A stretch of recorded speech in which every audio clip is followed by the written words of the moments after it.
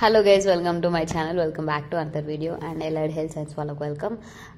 ఏంటంటే చాలా మంది చాలా క్వశ్చన్స్ అడుగుతున్నారు గైస్, అండ్ నేనైతే మ్యాక్సిమం ఫ్రాక్షన్ ఆఫ్ సెకండ్స్లోనే రిప్లై ఇస్తున్నాను. బికాజ్ ఎందుకంటే this is your final step అనమాట. మళ్ళీ మీ దగ్గర అవి లేకపోయినా మళ్ళీ మీకే ప్రాబ్లం అయింది. సో నేను టకటక రిప్లై ఇస్తే మీరు అదంతా అరేంజ్ చేసుకుంటారు, అది ఏంటో మీరు చూసుకుంటారంటే మీరు రెడీ చేసుకుంటారనే పాయింట్ ఆఫ్ వ్యూతోనే నేను రిప్లై అయితే మ్యాక్సిమం ఇచ్చేస్తున్నాను.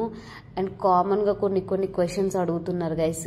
ఏంటంటే హాస్టల్స్ ఉంటాయా, ఈ కోర్స్ ఎట్లుంటుంది, ఆ కోర్స్ ఎట్లుంటుంది అని కాలేజ్ డీటెయిల్స్ అడుగుతున్నారు guys.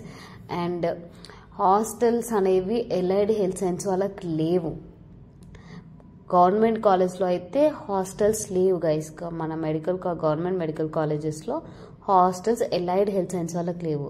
They should go with private hostels అనమాట. మీరు ఇప్పుడు ప్రైవేట్ హాస్టల్స్లో ఉండాలి, కాలేజ్ దగ్గర ఏదైనా ఒక హాస్టల్ తీసుకొని అందులో ఉండాలి. అండ్ నెక్స్ట్ ఏంటంటే గర్ల్స్ కూడా అంతే, గర్ల్స్ కూడా హాస్టల్స్ లేవు అనమాట. బాయ్స్కి లేవు, గర్ల్స్కి లేవు, అసలు హాస్టల్స్ లేవు. బీపీటీ వాళ్ళకి ఇన్ కేస్ వాళ్ళు మేనేజ్మెంట్ వాళ్ళు చెప్తారు మీ హాస్టల్ ఫెసిలిటీస్ ఉందా లేదా అని మీరు అడిగితే ఆ సింగిల్ పేమెంట్లోనే చెప్తారనమాట. సింగిల్ పేమెంట్ కట్టాలి మీరు వన్స్ అని, ఎట్ టైం కట్టాలని చెప్తారు.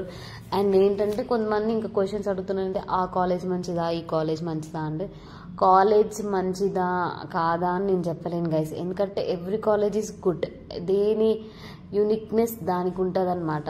అండ్ మనం ఆ కాలేజ్ వచ్చింది ఒకవేళ మీకు ఆ కాలేజ్ మంచిగా అనిపించలేదు అంటే గో విత్ సెకండ్ ఫేజ్.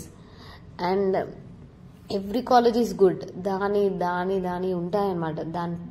దాని స్పెషలైజేషన్స్ దాని ఆ కాలేజ్ యూనిక్నెస్ అనేది దానికి ఉంటుంది అనమాట.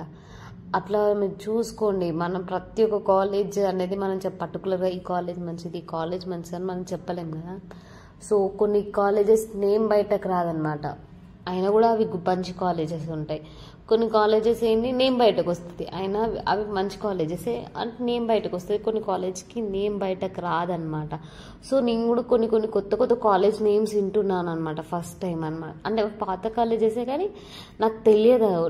నేను ఏంటంటే గవర్నమెంట్ కాలేజెస్ పైనే నా ఫోకస్ అంతా ఉండే కౌన్సిలింగ్ అప్పుడు. సో నేను ఆ కాలేజ్ లిస్టే చూడలేదు. నేను అసలు నేను 4 కాలేజెస్ పైన కాన్సన్ట్రేషన్ పెట్టాను. ఉస్మానియా, గాంధీ, కాకతీయ, రిమ్స్ అనమాట. సో నాకు ఈ 4 కాలేజ్లలో ఒక కాలేజ్లో సీట్ వచ్చింది. I'm happy. ఏంటంటే నాకు ఎందుకు అందులో సీట్ వచ్చిందంటే ఇప్పుడు నేను మీ ప్లేస్లో ఉన్నా కూడా I use to get some other college. మాకు కాంపిటీషన్ లేదు కాబట్టి నాకు ఒక కాలేజ్లో వచ్చింది, లేకపోతే అట్లా ఉండకపోని I use to also suffer. And ఇంకో క్వశ్చన్ ఏంటంటే ఫస్ట్ ఫేజ్లో సీట్ రాని వాళ్ళు సెకండ్ ఫేజ్కి ఎలిజిబుల్ అంటే 110% ఎలిజిబుల్ అండి మీరు.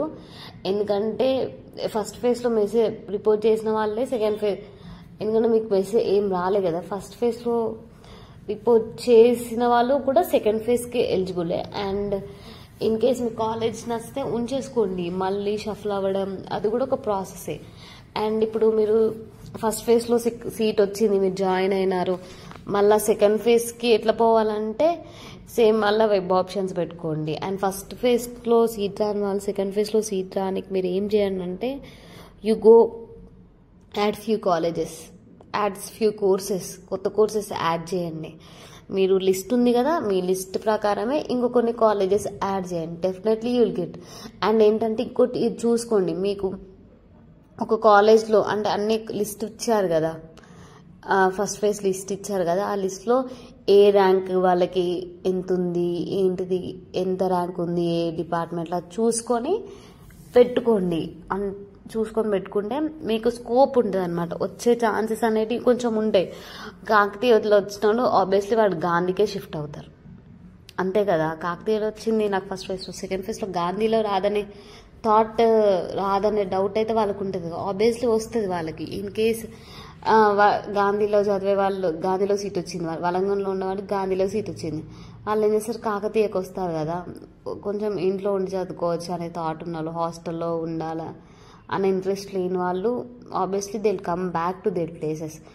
అండ్ మీరు ఇట్లా కొన్ని కాలేజెస్ యాడ్ చేసి పెట్టుకొని. అండ్ ఫీ స్ట్రక్చర్ కూడా చాలామంది ఫీ స్ట్రక్చర్ గురించి అడుగుతున్నారు. మా ఏంటంటే మా బ్యాచ్కి 20K ఉండే అండి ఫీజు, 4 yearsకి మాకు 20K. అండ్ బీపీటీ కాలేజ్లో కొంచెం ఫీజ్ అనేది డిఫరెంట్ ఉంటుంది అనమాట. మీరు కాలేజ్కి కనుక్కోండి. అండ్ కొంతమంది నెంబర్స్ దొరుకుతలేవు, కాలేజ్ నెంబర్స్ అంటే మీరు గూగుల్ చేయండి. ఒక 4-5 నెంబర్లు ఉంటాయి గైస్. క్రోమ్లో చూస్తే ఒక 4-5 నెంబర్లు ఉంటాయి కాలేజ్కి హెల్ప్ లైన్కి. ఒక నెంబర్ అయితే కంపల్సరీ కలుస్తాయి. గవర్నమెంట్ అయితే నేను చెప్పలేను, కానీ ప్రైవేట్ ఇన్స్టిట్యూట్ మొబైల్ నెంబర్స్ 110% కలుస్తాయి గైస్. ఎందుకంటే కౌన్సిలింగ్ ప్రాసెస్ అవుతుంది అండ్ పిల్లలకు డౌట్స్ వస్తాయని కంపల్సరీగా వాళ్ళు ఆన్లైన్ అంటే దిల్ అటెండ్ 110% అయితే కాల్స్ అయితే అటెండ్ చేస్తారు గైస్. మీరు కంపల్సరీ కాల్ చేయండి, they will definitely answer your questions.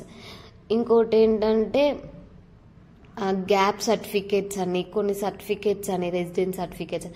Gap certificate అనేది వెరీ ఎసెన్షియల్ థింగ్ అనమాట.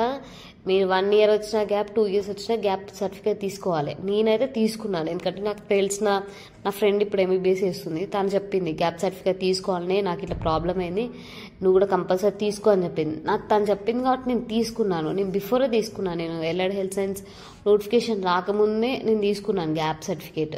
బికాస్ నేను వేరే కాలేజ్లో జాయిన్ అయ్యాను, ప్రైవేట్ ఇన్స్టిట్యూట్లో జాయిన్ అవుదామని తీసుకున్నాను. బట్ గాడ్ గ్రేస్ నాకు ఎలైడ్ హెల్త్ సైన్స్ నోటిఫికేషన్ వచ్చింది, నాకు ఇందులో సీట్ వచ్చింది అండ్ ఆ సర్టిఫికేట్ ఇక్కడ యూజ్ అయింది. అండ్ నేను ఒక కౌన్సిలింగ్ పోయినాను అనమాట, అగ్రికల్చర్ కౌన్సిలింగ్కి. అక్కడ కూడా అడిగాను నన్ను, గ్యాప్ సర్టిఫికేట్ కంపల్సరీ కావాలమ్మా అన్నాను. అండ్ సో నేను గ్యాప్ సర్టిఫికేట్ తెచ్చుకున్నాను. గ్యాప్ సర్టిఫికేట్ MROతోనైనా అడ్వకేట్స్తోనైనా ఎవరితోనైనా పెట్టించుకోవచ్చు. నేనైతే అడ్వకేట్తోనే పెట్టించుకున్నాను గైస్. ఇంకోటి ఏంటంటే కొన్ని సర్టిఫికేట్స్ ఉంటాయి, రెసిడెన్స్ సర్టిఫికేట్స్ అవి ఇవని. మీరు ఓన్ హౌస్ అయితే రెసిడెన్స్ సర్టిఫికేట్స్ అవసరం లేదు, కావాలి. ఇన్ కేస్ రెంట్ హౌస్ అయితే అవసరం లేదు, వాళ్ళకి చెప్పండి మీరు. ఇంకోటి బ్యాంక్స్ ఉంటాయి ఆ కాలేజ్లో, అంటే గాంధీ, ఉస్మానియా, కాకతీయలో అయితే వాళ్ళ ఓన్ బ్యాంక్స్ ఉంటాయి అనమాట. ఒక బ్రాంచ్ ఉంటుంది అనమాట, ఎందుకంటే ఇవి టాప్ మెడికల్ కాలేజెస్ కదా మన తెలంగాణలో. సో కంపల్సరీగా అయితే ఉంటాయి గైస్, మీరు చూసుకోండి. ఉంటాయి, కంపల్సరీగానే ఉంటాయి. ఆల్రెడీ మా కాలేజ్లో ఒక బ్యాంక్ ఉంది కూడా. అండ్ ఇంకోటి చాలా క్వశ్చన్స్ అడిగారు. హాస్టల్స్ అయితే లేవు, మీరు ప్రైవేట్ హాస్టల్స్లోనే ఉండాల్సింది. అండ్ ఫస్ట్ ఫేజ్లో ఎలిజిబుల్ కాని వాళ్ళు సెకండ్ ఫేజ్లో ఎలిజిబుల్. అండ్ ఇంకేమైనా డౌట్స్ ఉంటే మాత్రం కామెంట్ చేయండి, నేను డెఫినెట్గా రిప్లై ఇస్తాను. అసలు నేను ఈ వీడియో కూడా చాలా చాలా లేట్గా పోస్ట్ చేస్తున్నాను గైస్, ఎందుకంటే నాకు టైం లేదు, because we are having classes. And ఇంకోటి ఏంటంటే క్లాసెస్ గురించి కూడా చాలా మంది అడుగుతున్నారు. ఏంటంటే మా కాలేజ్లో మాత్రం సెకండ్ ఫేజ్ అయిపోయినాకనే కాలేజ్ స్టార్ట్ చేస్తారు గైస్, క్లాసెస్ స్టార్ట్ చేస్తారు. వాళ్ళు చూడరు వాళ్ళు వచ్చిరా వీళ్ళు వచ్చిరా, సెకండ్ ఫేజ్ వచ్చినాక immediately they start classes. And మాకు కూడా అంతే స్టార్ట్ చేశారు. మీరు కాలేజ్ అంటే కొంచెం ఇన్ఛార్జ్ ఉంటారు అనమాట, ఎల్ఐడి హెల్త్ సైన్స్ ఇన్ఛార్జ్ ఉంటారు, వాళ్ళని మీరు కోఆర్డినేషన్ చేసుకోండి వాళ్ళని. They will explain you about classes everything. మీరు రిపోర్టింగ్ వెళ్తారు కదా, అక్కడనే కోఆర్డినేషన్ చేసుకోండి. అండ్ మీరు అందరు కలిసి మాట్లాడుకోండి, డిపార్ట్మెంట్ ఉంటుందా అండ్ వాళ్ళు గ్రూప్ చేస్తారు, ఒక వాట్సాప్ గ్రూప్ చేసి అలా అన్ని అప్డేట్స్ ఇస్తూ ఉంటారనమాట ఫైనల్గా. అండ్ ఏంటంటే ఎన్ని ఫేసెస్ ఉంటాయంటే ఎలైడ్ హెల్త్ సైన్స్ 3 phases ఉంటాయి గైస్. 2 స్టే వేకెన్సీలు ఉంటాయి, ఒకటి ఫ్రీ ఎగ్జిట్ ఉంటుంది గైస్. ఇంకా ఫస్ట్ ఫేజ్లో సీట్ రన్లో సెకండ్ థర్డ్ ఇట్లా వస్తూనే ఉంటాయి. We will be having chances. 4 phases ఉన్నాయి, ఇంకేం కాలేదు కదా. అండ్ ఏంటంటే చాలామంది నా కాలేజ్ నా పేరు అది అడుగుతున్నారు. Definitely I will tell about my details upcoming వీడియోస్లో. మేక్ షూర్ సబ్స్క్రైబ్ చేసుకోండి, లైక్ చేయండి, షేర్ చేయండి video. I hope you are all enjoying అంటే you are getting my videos information. And నేను కూడా మంచిగా చెప్తున్నానని అనుకుంటున్నాను. నాకేమైనా డౌట్ ఉన్నా కూడా నేను నా ఫ్రెండ్స్ కాల్ చేసి కరెక్ట్ ఇన్ఫర్మేషన్ ఇస్తున్నాను అనుకుంటున్నాను. అండ్ నెక్స్ట్ ఏంటంటే కొంతమంది ప్రైవేట్ కాలేజ్లో జాయిన్ అవుదాం అనుకుంటున్నారు కదా, వాళ్ళు వెళ్ళి డైరెక్ట్ కాలేజ్లో జాయిన్ అవ్వండి. అండ్ ఏంటంటే కౌన్సిలింగ్ అటెండ్ అయినారు, మీకు ఆ కాలేజ్ నచ్చలేదు అనుకోండి, మీరు ఇప్పుడే జాయిన్ అయిపోండి. మీకు ప్రైవేట్ కాలేజ్ అనే థాట్ ఉండేదంటే వెళ్ళి జాయిన్ అయిపోయింది గైస్.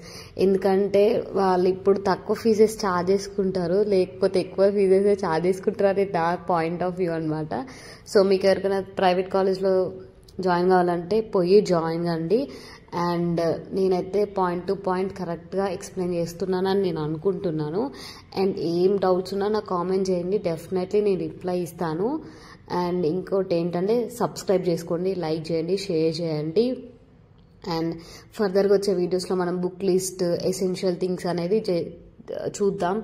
అండ్ ఏంటంటే నా point, you are all getting my point right. And bye guys, subscribe and all the best, congratulations. అండ్ ఎవరెవరికి రేడియాలజీ డిపార్ట్మెంట్లో వచ్చిందో నాకు కామెంట్ చేయండి గైస్, డెఫినెట్గా ఏ కాలేజ్లో వచ్చిందో మర్చిపోకండి. Bye guys, subscribe.